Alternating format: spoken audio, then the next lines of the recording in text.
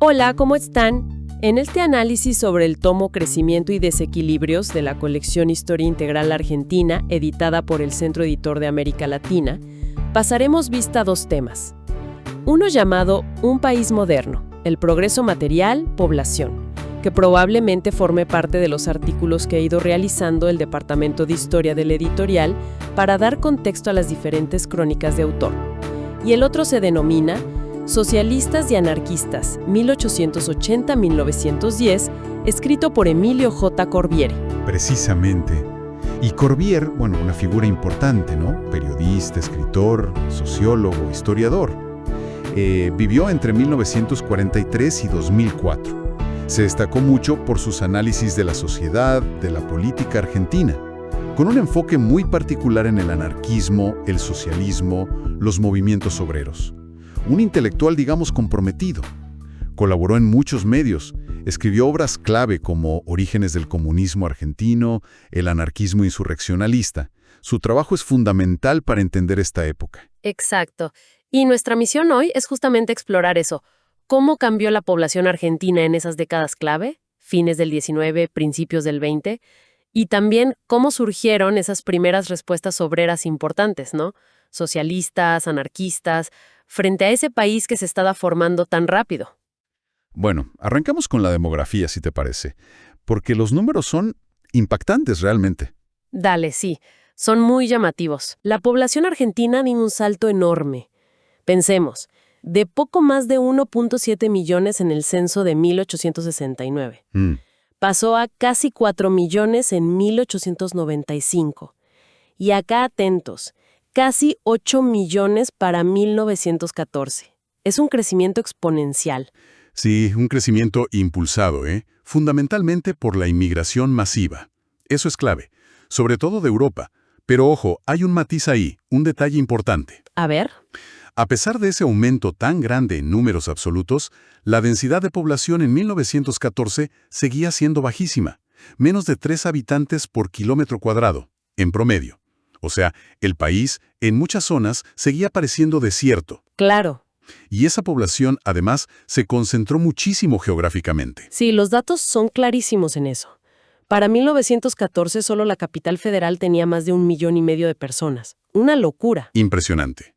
Y si sumamos Buenos Aires provincia, Santa Fe, Entre Ríos y Córdoba, ahí tenés 5.7 millones. La gran mayoría. Tal cual.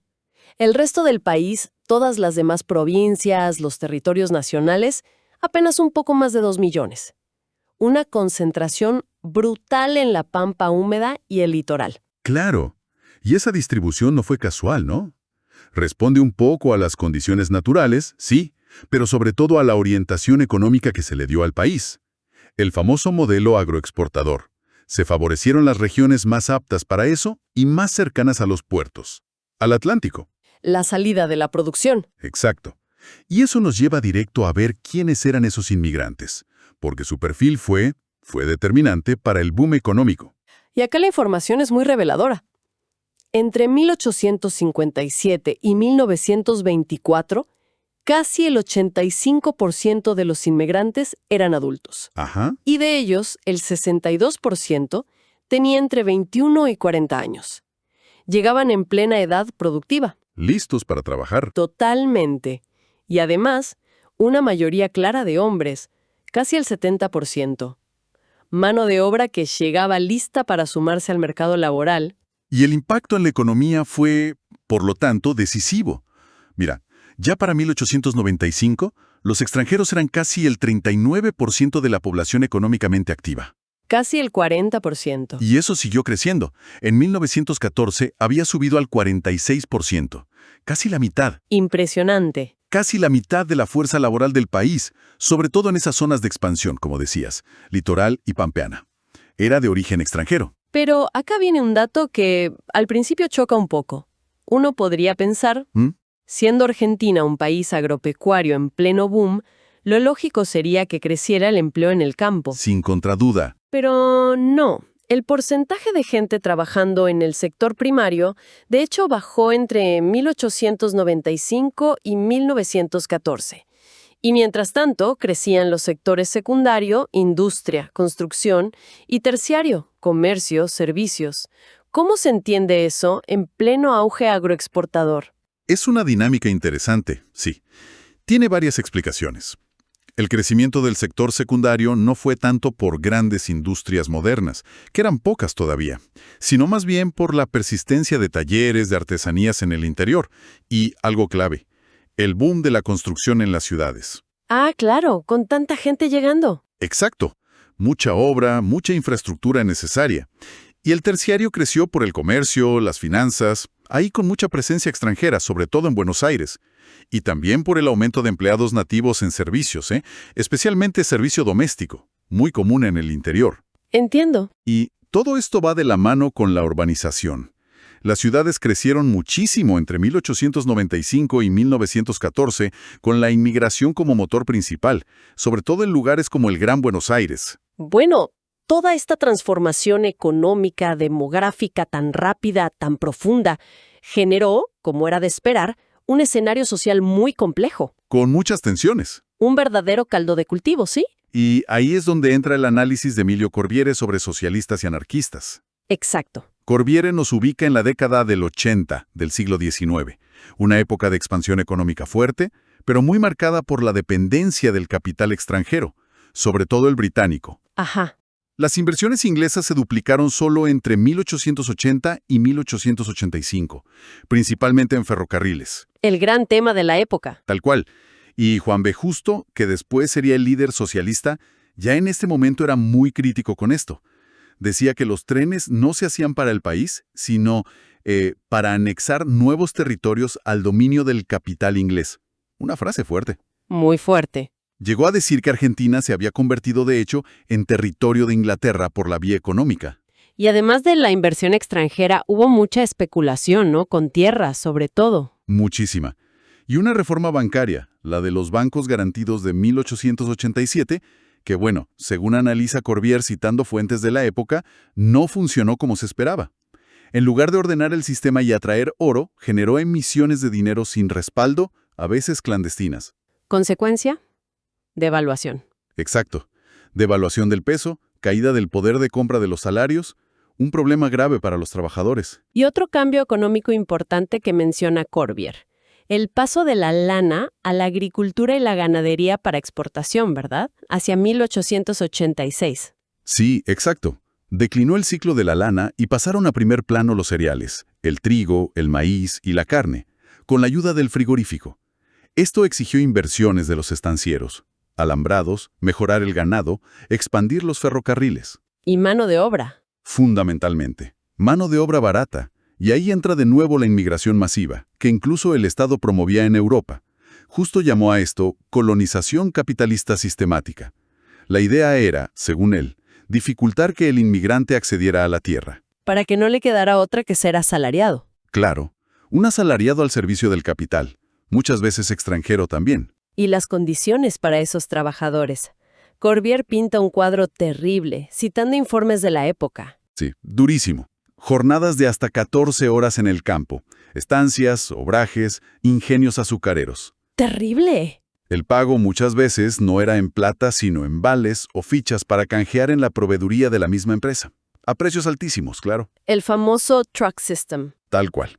Comida mala, viviendas precarias, enfermedades por todos lados, anemia, tuberculosis, miseria. Y eso provocaba que mucha gente se fuera del campo a las ciudades, ¿no? Sobre todo a Buenos Aires. Sí, un éxodo buscando alguna mejora, alguna oportunidad. Pero en la ciudad, la cosa no era mucho mejor. No.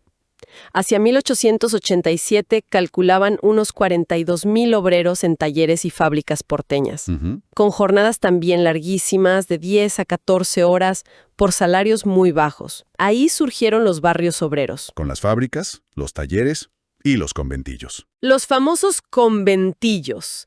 Viviendas colectivas en condiciones terribles de hacinamiento, de falta de higiene. Exacto. Y es en ese contexto, en esa miseria urbana, donde empiezan a nacer las primeras organizaciones obreras, las sociedades de resistencia. Las primeras semillas del sindicalismo argentino. La Unión Tipográfica ya venía de antes, pero se reorganiza fuerte en 1878. Sí.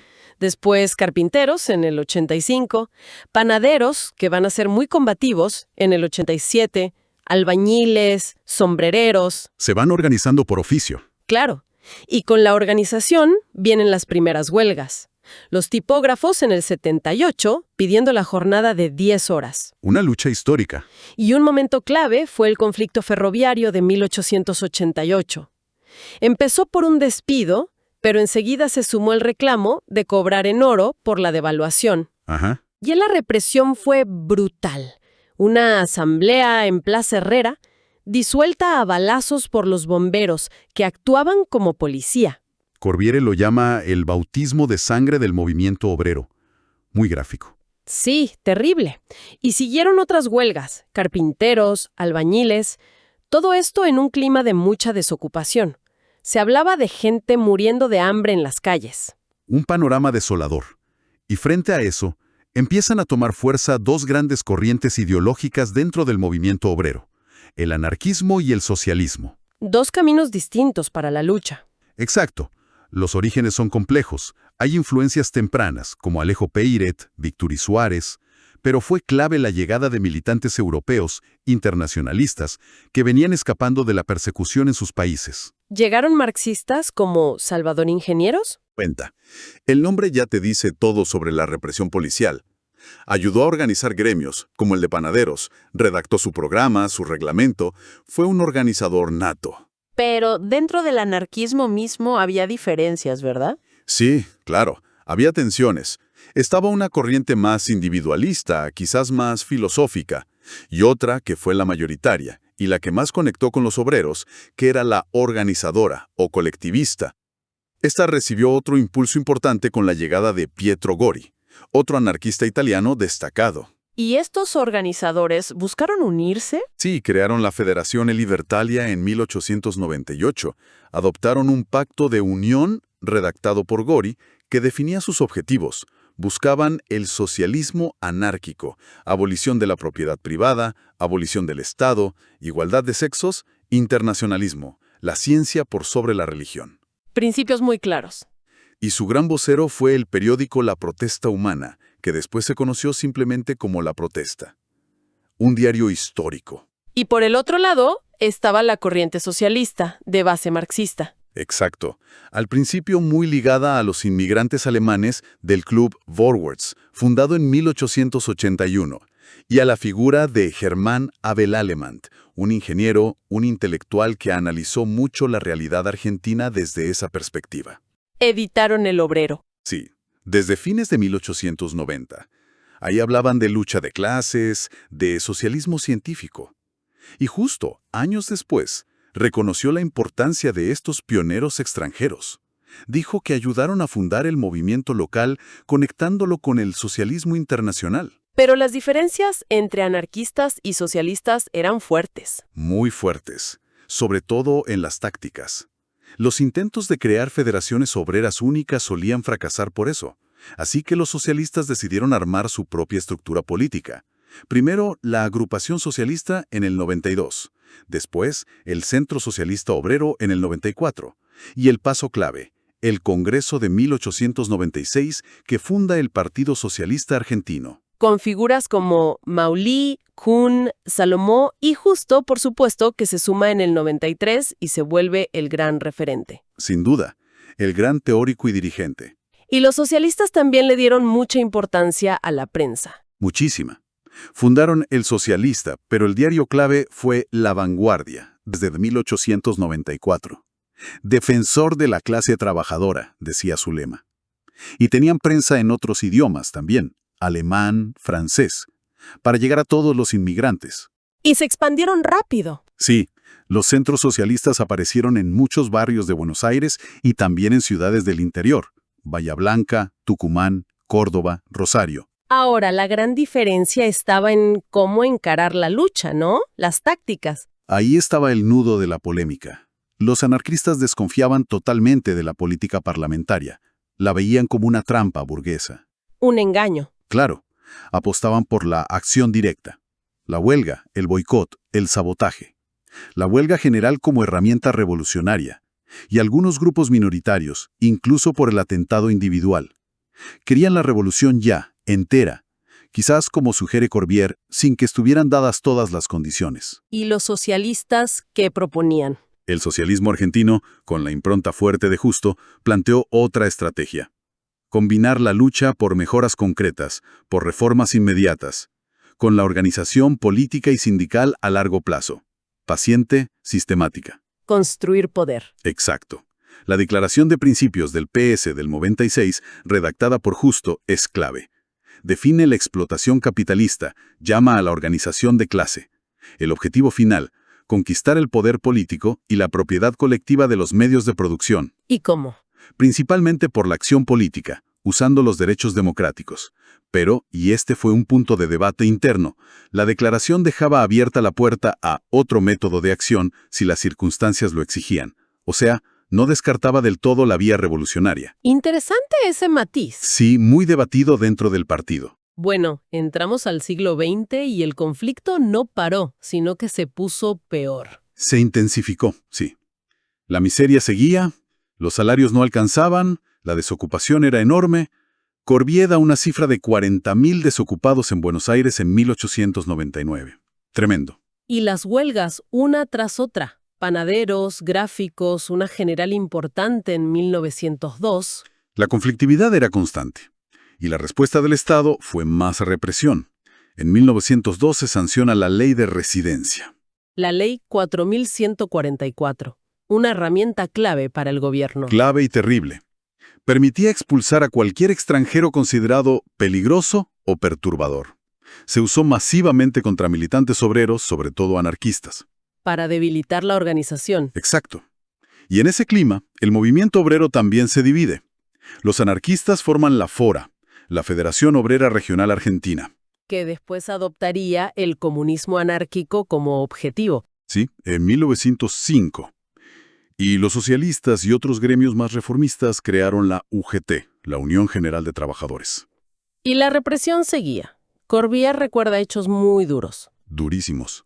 La masacre del 1 de mayo de 1904, con la policía disparando en la calle Florida. La matanza de obreros en Ingeniero White en 1907. La represión de la huelga de inquilinos en 1908. También hubo intentos del gobierno de Roca de, digamos, calmar las aguas, como el Proyecto de Ley Nacional de Trabajo de Joaquín B. González. Incluía algunas mejoras, sí, pero también muchas normas represivas contra las huelgas. Era un palo y una zanahoria. Mientras tanto, los socialistas empezaban a tener algunos éxitos electorales. Sí, con la elección de Alfredo Palacios como diputado en 1904. El primer diputado socialista de América Latina. Un hito. Pero el punto de quiebre, el momento de máxima tensión, fue 1909. Sin duda. El 1 de mayo de ese año, la represión ordenada por el jefe de policía, Ramón Falcón, en Plaza Lorea. Contra una manifestación anarquista. Hubo muertos, heridos. Sí, una masacre. Falcón era conocido por su dureza, por su desprecio a los obreros. Y la respuesta anarquista fue directa. Contundente.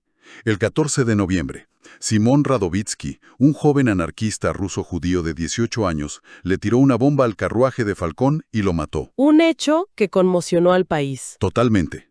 Y desató una nueva ola de represión feroz. Estado de sitio, detenciones, clausuras. Pero, curiosamente, lejos de apagar al anarquismo, pareció darle más fuerza. La protesta aumentó muchísimo su venta.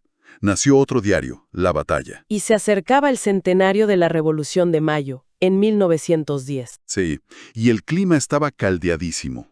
En marzo de 1910 hubo una manifestación anarquista enorme en Buenos Aires que asustó mucho al gobierno y a la élite.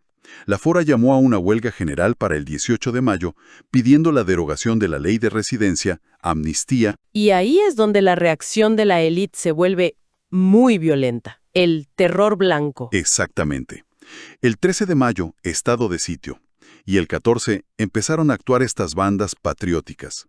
Jóvenes de clase alta, estudiantes, miembros de clubes, con apoyo policial y de políticos. Salieron a atacar locales obreros. Terrible. ¿Qué hicieron exactamente? Corbière lo describe con detalle. Quemaron las imprentas y locales de La Protesta, La Batalla, La Vanguardia. asaltaron el Centro Socialista de la Calle México, que era sede de la Fora y de varios sindicatos. Hubo resistencia, tiros. Volvieron al día siguiente con refuerzos y lo incendiaron. ¿Qué nivel de violencia? Atacaron sindicatos como el de panaderos, hubo ataques en barrios judíos, saqueos, incluso violaciones. Quemaron librerías que vendían material de izquierda. Los ataques se repitieron en La Plata, en Rosario. Siempre contra el movimiento obrero. Y Corbière menciona que no atacaron los barrios obreros del sur. Sí, dice que se cancelaron esos planes porque les avisaron que los obreros los esperaban armados. Un dato interesante. Impresionante. Esa fue la celebración del centenario para una parte de la élite. Con fuego, represión, estado de sitio y la sanción inmediata de la Ley de Defensa Social, todavía más dura que la de residencia. Las consecuencias. Cientos de trabajadores presos en Ushuaia, deportaciones masivas de dirigentes extranjeros, otros encarcelados, torturados. Pero, como dice Corbière al final, ese terror blanco no pudo apagar del todo la lucha. El espíritu de resistencia contra la injusticia siguió vivo. Una historia muy fuerte, muy densa, y que deja pensando, ¿no? Sin duda, deja muchas preguntas abiertas que resuenan hoy. Por ejemplo, lo que mencionaba Corbière sobre la inversión de la clase terrateniente, que gastaban mucho en lujo, en bienes improductivos, en lugar de reinvertir en el país. Uno se pregunta si hoy vemos patrones parecidos en los sectores de altos ingresos. O el tema de la dependencia del capital extranjero, la crítica de Justo a los ferrocarriles ingleses. ¿Sigue siendo esa dependencia un rasgo central de la economía argentina actual? Es un debate permanente. Tal cual. Y la relación entre el Estado y la protesta social. Vimos la violencia de aquellos años, los bomberos armados, el terror blanco. ¿Cómo evolucionó esa relación? ¿Qué tensiones vemos hoy cuando el Estado responde a las manifestaciones? Son ecos de ese pasado que siguen presentes. Dando en otro video este tomo, la misma colección, presentados como siempre por el sitio web Mágicas Ruinas, mágicasruinas.com.ar, sitio evocativo dedicado a rever estos archivos desde 2003.